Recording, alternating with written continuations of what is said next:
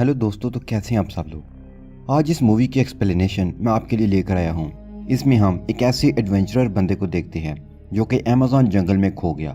वहाँ से उसका वापस जिंदा आना नामुमकिन था क्योंकि अमेज़न जंगल बहुत ही बड़ा है।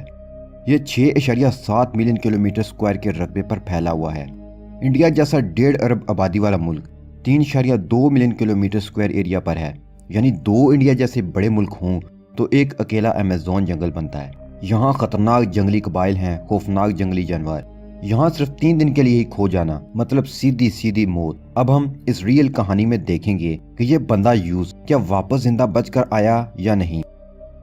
मूवी के शुरू में हम यूसी नाम के बंदे को देखते हैं जो कि अर्ली 1980s में एडवेंचर के लिए अमेज़न फॉरेस्ट में गया। यूसी को हाइकिंग करने और एडवेंचर का बहुत रह रहा था। अब वो अमेज़न जंगल में जाने के लिए बोलिविया जाता है। वहाँ से वो अपना सफर शुरू करता है। वहाँ से आगे वो एक गाँव में जाता है। वो लोगों के साथ जंगल में जाता है। वो सारे बहुत ही एक्साइटेड थे। वहाँ यूसी की मुलाकात मार्कस नाम के एक बंदे से होती है।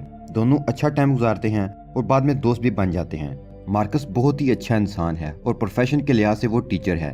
नेक्स्ट डे मार्कस और यूसी साथ में घूम रहे होते हैं तो मार्कस को अपना एक और दोस्त मिल जाता है जिसका नाम केवन है। केवन एक फोटोग्राफर है।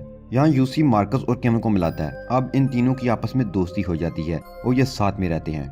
यूसी को वहाँ एक लड़की भी मिलती है। इन दोनों की दोस्ती हो जाती है और बाद में ये प्यार में बदल जाती है। अब सीन शिफ्ट होता है तो यूसी मार्केट में है। उसे पीछे से एक शख्स की आवाज़ आती है कि क्या तुम अमेरिकन हो। यूसी जवाब देता है कि नहीं, मैं इजरायली हूँ। जिस आदमी ने यूसी को आवाज़ दी थी उसका नाम कॉल है। अब ये दोनों एक जगह बैठकर बातें करना शुरू कर देते हैं। कॉल यूसी को कहता है कि मैं अमेज़न के जंगल में एक ऐसे कबीले को जानता हूँ जो दुनिया से डिस्कनेक्ट है। वहाँ आज तक कोई भी नहीं गया और वहाँ नदी में बहुत ज़्यादा सोना है। मैं तुम सबको वहाँ लेकर जा सकता हूँ। वापसी पर तुम लोगों के पास बहुत सारा सोना होगा। असल में ये इनको सोने की लालच दे रहा था उन्हें कन्विंस करने के लिए। कॉल अपनी एक पिक्चर भी दिखाता है जो उस कबीले के लोगों के साथ खींची गई थी। कॉल एक गाइड के तौर पर काम करता है और लोगों को अमेज़न फॉरेस्ट में लेकर जाता है। उसका यही बिजनेस है। वापस आकर यूसी केवन और मार्कस को ये सब बताता है। वो दोनों कॉल के साथ जाने के लिए एग्री नहीं करते। वो कहते हैं कि अगर वहाँ आज तक कोई आदमी नहीं जा सका तो कॉल क्यों गया और वो हमें क्यों लेकर जाएगा। नेक्स्ट डे वो तीनों कॉल से मिलते हैं। कॉल उन्हें वहां जाने के लिए एग्री कर लेता है। अब वो सब मिलजुल कर जरूरत की चीजें खरीदने लगते हैं और एक जहाज को बुक करके जंगल के बीच में पहुंच जाते हैं। उसके बाद वो अपना पैदल सफर शुरू कर देते हैं। सफर करते करते रात हो जाती है और वो लोग एक जगह रुक जाते हैं और आपस में बातें करने लगते हैं। कॉल उन्हें कहता है कि यहाँ नदी के साथ साथ सफर करना बेहतरीन आइडिया है। ये हमारा बेहतरीन साथी है। जब रात को सब सोने वाले होते हैं तो कॉल कहता है कि बारिश होने वाली है। यूसी कहता है कि मजाक नहीं करो, आसमान तो बिल्कुल साफ है। लेकिन थोड़ी देर बाद बारिश शुरू हो जाती है। कॉल उन्हें कहता है कि कल हम सब अच्छा खाना खाएंगे क्योंकि कल हम एक कबीले से मिलने वाले हैं। सुबह एक तवील सफर के बाद वो एक कबीले में पहुंच जाते हैं। कबीले वाले कॉल को जानते थे। वो इन सब को देखकर खुश हो जाते हैं। रात वो सब वहीं गुजारते हैं और एंजॉय करते हैं। फिर अगले दिन वो सब दोबारा से अपनी मंजिल तक पहुंचने के लिए सफर कंटिन्यू रखते हैं। वो नदी के किनारे किनारे पैदल जा रहे होते हैं तो तभी कॉल उन्हें पानी से सोने का एक टुकड़ा निकाल कर दिखाता है ताकि वो सब उस पर ट्रस्ट कर सकें कि वो जो कह रहा है बिल्कुल ठीक कह रहा है। सब खुश तो थे कि वो एक ऐसे कबीले से मिलने वाले हैं जहां आज तक कोई भी नहीं जा सका, मगर उनके दिल में कहीं ना कहीं डाउट जरूर था। चलते चलते रात हो जाती है और सब तीनों एक जगह रात गुजारते हैं। मार्कस के पांव बहुत ज्यादा जख्मी हो चुके थे। अब उसके लिए पैदल सफर करना बहुत ही मुश्किल हो रहा था। वो सब नहीं जानते कि आगे का सफर उनके लिए कितना भयानक है। उनकी मंजिल वहां से 3 से 4 दिन की दूरी पर थी। कॉल कहता है कि एक काम करते हैं, तुम सब यहीं रुको, मैं अकेला उस कबीले तक जाता हूँ, वहां से कुछ लोगों को लेकर आऊंगा, फिर तुम सबको अपने साथ ले जाऊंगा। मगर कॉल की बात से केवन एग्री नहीं करता। वो कॉल को कहता है कि हम जंगल के बीच में हैं और तुम हमें यहाँ के लिए छोड़कर जाना चाहते हो, तुम हमारे साथ ही जाओगे। सुबह हो जाती है और वो सब डिसाइड करते हैं कि मार्कस के लिए पैदल चलना मुश्किल है तो हम सब लकड़ी का एक बीड़ा यानी राफ्ट बनाएंगे और उसकी मदद से नदी में सफर करेंगे। वो सब मिलकर बड़ी बड़ी लकड़ियां जोड़कर एक राफ्ट बनाते हैं और अपना सफर कंटिन्यू करते हैं। शुरू में तो उन्हें राफ्ट का यह सफर थोड़ा आसान दिखाई देता है क्योंकि पानी का बहाव कम था। शाम को पानी का बहाव तेज हो जाता है और उनकी राफ्ट डूबने लगती है। मुश्किल से वो राफ्ट को संभाल कर किनारे पर आते हैं। कॉल उन्हें कहता है कि मैंने राफ्ट के जरिए से सफर करने से मना किया था क्योंकि वो पानी से डरता है और उसे स्विमिंग भी नहीं आती।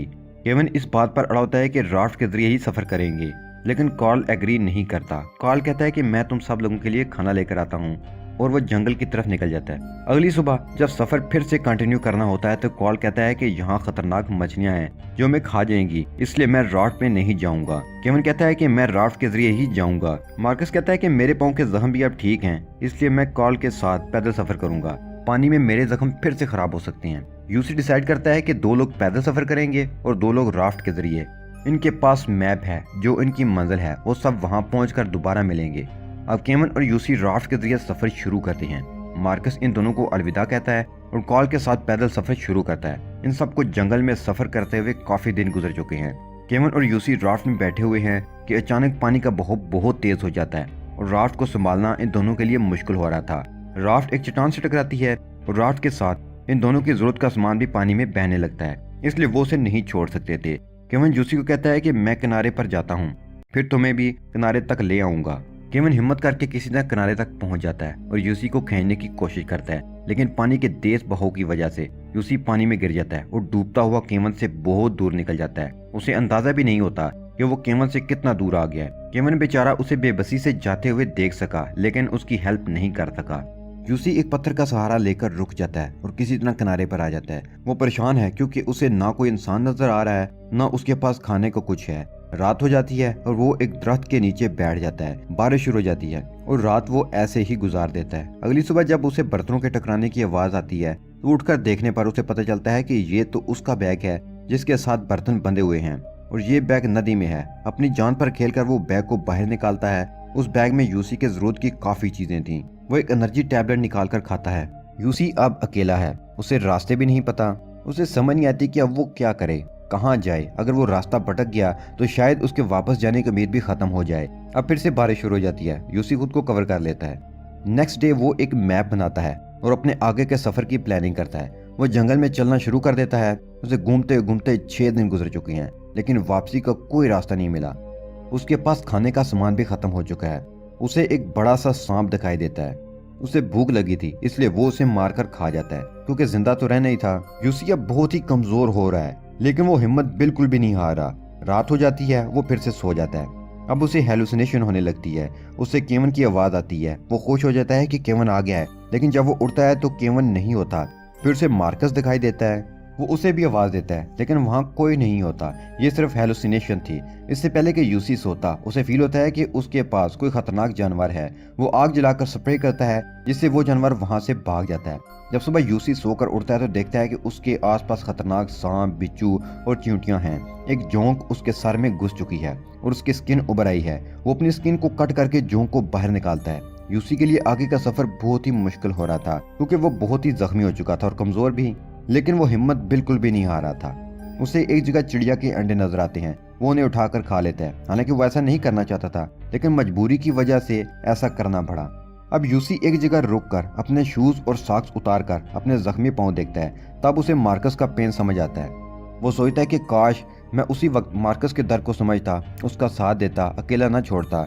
इस भयानक सफर के दौरान यूसी को जिंदगी की कदर कीमत का अंदाजा हो रहा था। उसे फैमिली मेंबर्स, दोस्त सब याद आ रहे थे। अब उसे जिंदगी की आज़ादी की कदर हो रही थी। वो सोचता है कि जो कुछ मेरे साथ हो रहा है, मैं ये सब डिजर्व करता हूँ। यूसी सोचता है कि हम सबको एक साथ सफर करना चाहिए था। वो हिम्मत करता है और फिर से उठकर अपना सफर शुरू करता है। उसे पैरों के निशान मिलते हैं। उसे लगता है कि केविन उसे ढूंढते ढूंढते यहाँ तक आ गया है। वो इन पाँव का पीछा करता है और केविन को आवाज देने लगता है, लेकिन चलते चलते ये उसी जगह पहुंच जाता है जहाँ बैठकर उसने अंडे खाए थे। वो ये देखकर दुखी हो जाता है कि वो तो अपने पाँव के निशान को ही फॉलो कर रहा था। दूसरी तरफ केविन उससे 150 मील दूर था और बेहोश पड़ा हुआ नदी के किनारे कुछ लोगों को मिलता है। केविन और यूसी को खोए हुए अब 14 दिन गुजर चुके हैं। वो लोग केविन का ट्रीटमेंट करते हैं। वो होश में आता है और एक दिन रेस्ट करने के बाद वो फॉरेस्ट ऑफिसर को कहता है कि मेरा एक दोस्त जंगल में गुम हो गया है, हमें उसको ढूंढना होगा। फॉरेस्ट ऑफिसर कहता है कि अब 16 दिन गुजर चुके हैं, वो जिंदा नहीं बचा होगा। लेकिन केविन किसी तरह फॉरेस्ट ऑफिसर को मना लेता है और दोनों हेलीकॉप्टर पर यूसी को ढूंढने निकल जाते हैं। दूसरी तरफ यूसी को हेलीकॉप्टर दिखाई देता है। वो एक रेड कपड़ा उठाकर हिलाता है, लेकिन वो लोग घने जंगल में यूसी को नहीं देख सके। यूसी बहुत आवाजें देता है, लेकिन हेलीकॉप्टर में उनको आवाज कहाँ से जाती। अब वो मायूस हो चुका है, क्योंकि उसके लिए जो हेल्प आई थी वो भी वापस जा चुकी है। वो जंगल में फिर से अकेला है। केविन को यकीन होता है कि यूसी जिंदा है। वो फॉरेस्ट ऑफिसर से कहता है कि नहीं, हमें दोबारा यूसी को ढूंढने जाना चाहिए, लेकिन वो नहीं मानता। केविन को एक और आदमी दिखाई देता है जिसके पास एक बोट है। केवन उसे सब बताता है और कहता है कि यूसी को ढूंढने के लिए मेरे साथ चलो, लेकिन वो इनकार कर देता है और कहता है कि अब 18 दिन गुजर चुके हैं, इतने दिन बाद कौन वहाँ जिंदा रह सकता है। लेकिन केवन को यकीन था कि वो जिंदा है। उसका ये हौसला देकर वो आदमी भी मान जाता है और यूसी को ढूंढने के लिए निकल जाता है। दूसरी तरफ यूसी को फिर से हेलुसिनेशन होने लगती है। उसकी दिमागी हालत खराब हो चुकी है, वो बहुत वीक भी है। उसे जंगल में कबीले की एक लड़की दिखाई देती है। यूसी उसे कहता है कि मुझे ना डरो। वो उसके साथ बातें करते करते अपना सफर करता है। उस लड़की को इंग्लिश नहीं आती, लेकिन यूसी को इतना हौसला था कि कोई ना कोई उसके साथ तो है और वो बातें कर रहा है। रात को वो इस लड़की को सोने के लिए अपना कंबल देता है और खुद दरख्त के नीचे रात गुजार देता है। नेक्स्ट डे फिर से वो उस लड़की के साथ अपना सफर शुरू करता है। रात हो जाती है और वो इस लड़की को कहता है कि तुम मुझसे मत डरो, मेरे बाजू पर सर रखकर सो जाओ, और वो लड़की बाजू पर सर रखकर सो जाती है। जब सुबह होती है तो यूसी देखता है कि वहाँ तो कोई भी लड़की नहीं है, ये सिर्फ उसकी हेलुसिनेशन थी। यूसी की दिमागी हालत ठीक नहीं थी, उसे सब बहुत याद आ रहे थे और वो बहुत कमजोर भी था। वो हिम्मत करके नदी के किनारे तक जाने की कोशिश करता है, लेकिन रास्ते में एक दलदल में फंस जाता है। यूसी कुछ भी सोचने समझने की हालत में नहीं था, लेकिन जितना वो हिलता था उतना ही दलदल में फंसता जा रहा था। वो खुद को काम डाउन करता है और एक टहनी के सहारे से इस दलदल से बाहर निकलता है। यूसी की हालत और भी ज्यादा खराब हो रही थी। उसका वेट भी हम देखते हैं कि कम हो चुका है, उसके अंदर चलने की हिम्मत भी नहीं है।